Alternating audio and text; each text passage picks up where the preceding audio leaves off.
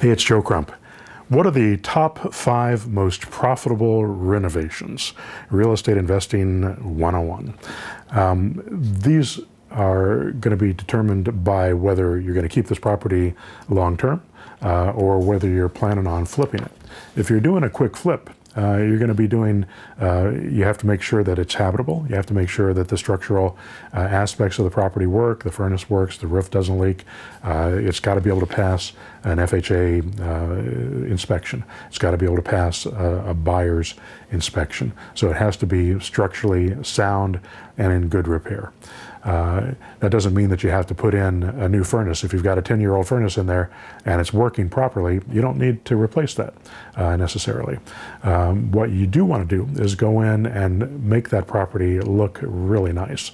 So you go in and you put in new carpet, you work on the kitchens, you work on the bathrooms, you make them sparkle. You put your money there, maybe new fixtures, new sinks.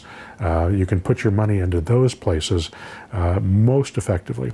And having clean carpet throughout the house, you know, pretty carpet, brand new carpet throughout the house, that makes a big difference. Of course, a coat of paint really helps a lot. So you can over improve a property. And you have to be careful, even when you're flipping a property, that you don't over improve it.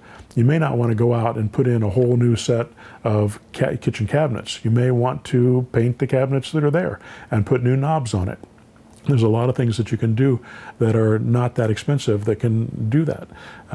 You always have to make sure you're paying attention to how much you can sell that property for and how much it's going to cost you to repair it.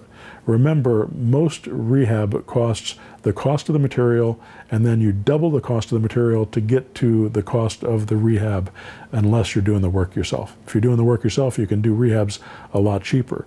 But if you're doing the work yourself, that takes you away from going out and doing real estate deals, which will make you a lot more money than swinging a hammer. If you're swinging a hammer, you're probably leaving a lot of money on the table because you should be doing more deals. A lot of people will only do one rehab at a time because that's all the money they've got, and they think that they're limited to that, and they need to get that property done, they need to get it fixed up, they need to get it sold, and they need to get the cash that they go out and buy another one.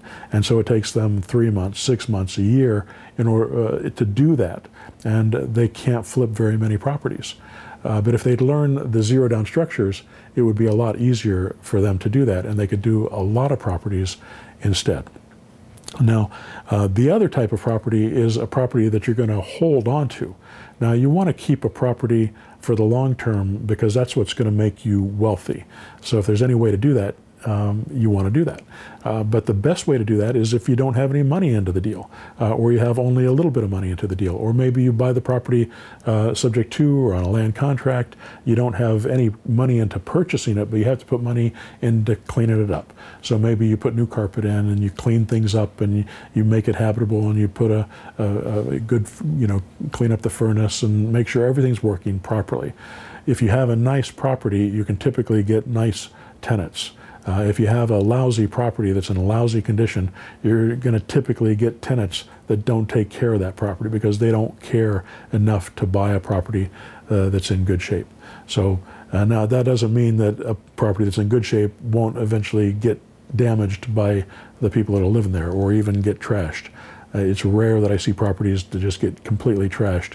Although if somebody's in a property for 5 years, 7 years, 10 years, over that period of time, and not a lot of maintenance has been done during that time, then you walk into it and it feels like it's been trashed, and you have to go in and you have to clean that property up, and you have to put several thousands of dollars into it to get it back into shape in order to rent it out to the next person. But most of the time, if they've only been in it for a year or 2 years or 3 years, they've got a security deposit, or you're doing a lease option, so you got a lease option fee, and you can protect yourself, and you can go in and you can get that property cleaned up for the next person that comes in and keep that property for the long term. So the renovations you do are going to be determined by what you're planning to do with that property. And the ones that stick out the most to anybody who's either a buyer or a renter are kitchens and bathrooms and carpet and paint. Everything else, you know, they can kind of gloss over, and it doesn't have to be perfect if you're putting a tenant in there, but you want to make sure that it's good enough so that you get a good enough tenant who's going to take care of that property. All right, I hope that helps. Subscribe to my channel. Go to my website, joecrumpblog.com, and sign up for my free newsletter.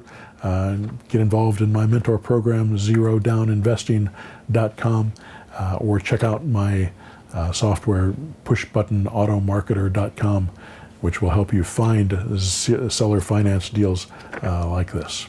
All right, thanks.